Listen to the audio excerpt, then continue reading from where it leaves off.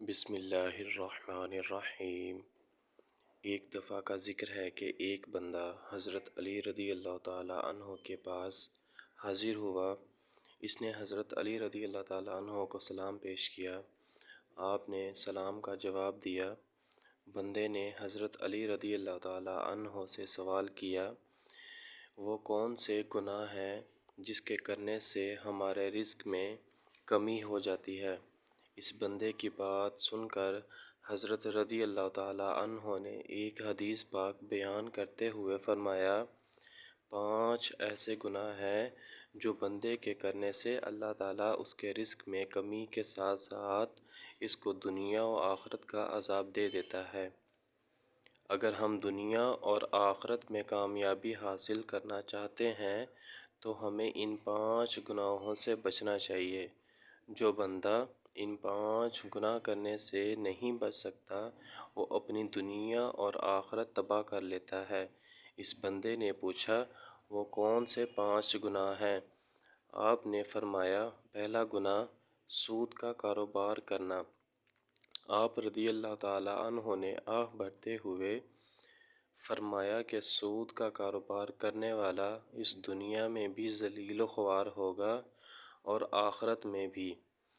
سود خور انسان کی کوئی عزت نہیں کرتا، وہ دوسروں کو پریشانیاں دے دے کر اپنا کاروبار چلاتا ہے، اس لیے اس کو بھی سکون نہیں ملے گا۔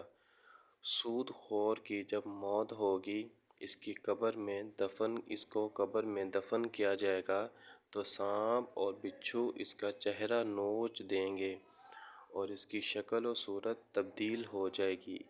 آپ نے ایک سود خور کی موت کا واقعہ بتایا کہ ایک سود خور سود کا کاروبار کرتے ہوئے مر گیا اور اس کے گھر والے بہت غم زدہ ہوئے۔ ایک رات بیٹے نے اپنے باپ کو خواب میں دیکھا تو بیٹے نے اپنے بابا سے پوچھا، آپ کے ساتھ کیا ہوا؟ تو باپ نے جواب دیتے ہوئے کہا کہ بیٹا، میری تو آخرت تباہ ہو گئی، مرنے کے بعد مجھے جہنم کے گہرے حصے میں ڈال دیا گیا۔ اسی طرح حضرت شیخ سعدی نے فرمایا کہ ایک دفعہ میں ایک مکان کی تلاش کر رہا تھا کہ میری ملاقات ایک سود خور بندے سے ہو گئی۔ وہ کہنے لگا، حضور، میرے گھر کے ساتھ والا گھر فروخت ہو رہا ہے، میں آپ کو وہ گھر لے دیتا ہوں، اس طرح ہم دونوں ہمسائے بن جائیں گے۔ وہ بندہ کہنے لگا، مکان بہت اچھا ہے، اس میں کوئی کمی نہیں ہے اور یہ مکان نیا تیار ہوا ہے۔ شیخ سعدی نے فرمایا، او بے وقوف بندے، مجھے تو اس میں کمی ہی کمی نظر آ رہی ہے کہ میں ایک سود خور کا ہمسایہ بن جاؤں۔ اس سے برا اور کیا ہو سکتا ہے کہ انسان ایک سود خور کا پڑوسی بن جائے۔ اگر ایسا مکان مجھے فری میں بھی ملے تو بھی میں مکان نہیں لوں گا۔ اگر تم چاہتے ہو کہ دنیا میں خوشی سے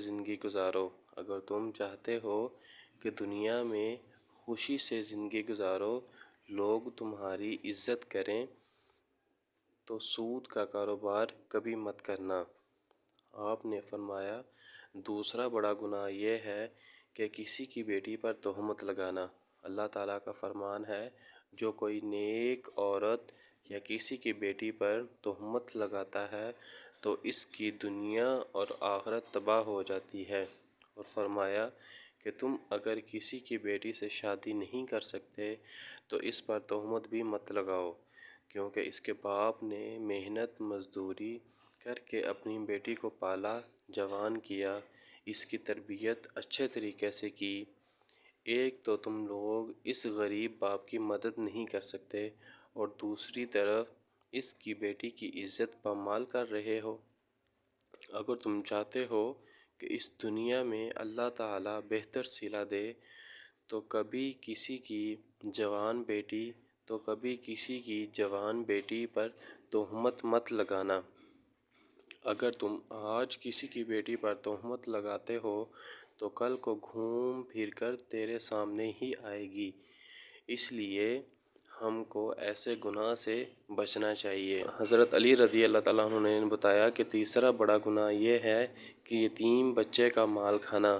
جو بندہ کسی یتیم بچے کا مال کھاتا ہے تو اللہ تعالیٰ اس کے سارے نیک اعمال ختم کر کے اس کو دنیا اور آخرت میں رسوا کر دیتا ہے، اور جب وہ مر جاتا ہے تو اس کی اولاد کے ساتھ بھی وہی ہوتا ہے جو مرنے والا اس دنیا میں کر کے گیا تھا۔ ہمیں چاہیے کہ ہم یتیم بچے کے سر پر ہاتھ رکھیں اور اس کی ضروریات کا خیال رکھیں۔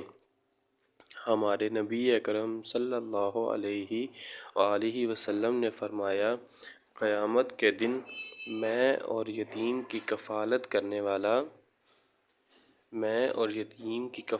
کرنے والا ایسے ہوں گے جیسے ہاتھ کی دو انگلیاں ساتھ ساتھ ہوتی ہیں۔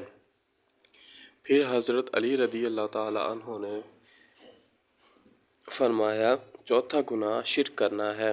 اللہ تعالیٰ کے سوا کسی اور خدا کو ماننا سب سے بڑا شرک ہے۔ اللہ تعالیٰ کا فرمان ہے کہ اگر میں چاہوں تو سارے گناہ معاف کر دوں، مگر شرک کرنے والے کو کبھی معاف نہیں کروں گا۔ حضرت علی رضی اللہ تعالیٰ عنہ نے پانچواں گناہ جادو کو کہا ہے کہ جو بھی کوئی کسی پر جادو ٹونا کرتا ہے تو اس بندے کا کھانا پینا حرام ہوتا ہے۔ جادوگر کے بارے میں بیان کرتے ہوئے آپ نے یہاں تک فرما دیا ہے کہ جادوگر دائرہ اسلام سے خارج ہو جاتا ہے کیونکہ وہ کفر کرتا ہے۔ جادوگر اگر کسی پر جادو کرتا ہے تو وہ ایک دن گھوم پھر کر جادوگر پر الٹا پڑ جاتا ہے۔ اگر آپ اپنی دنیا اور آخرت بہتر بنانا چاہتے ہیں تو ایسا گناہ کبھی مت کرنا۔ یہ 5 گناہ ایسے ہیں جس کے کرنے سے اللہ تعالیٰ ناراض ہو جائیں گے۔ جب اللہ تعالیٰ ناراض ہو جاتا ہے تو اس بندے کی دنیا میں عزت نہیں رہتی۔ جب اللہ تعالیٰ ناراض ہو جاتا ہے تو اس بندے کی دنیا میں عزت نہیں رہتی اور وہ دنیا اور آخرت میں رسوا ہو کر رہ جاتا ہے۔ ہمیں چاہیے کہ ہم ایسے گناہوں سے دور رہیں تاکہ اللہ تعالیٰ ہم پر اپنا رحم و کرم فرمائے۔ اللہ تعالیٰ سے دعا ہے کہ ان 5 گناہوں سے دور رہنے کی توفیق عطا فرمائے۔ آمین ثم آمین۔ جزاک اللہ خیر۔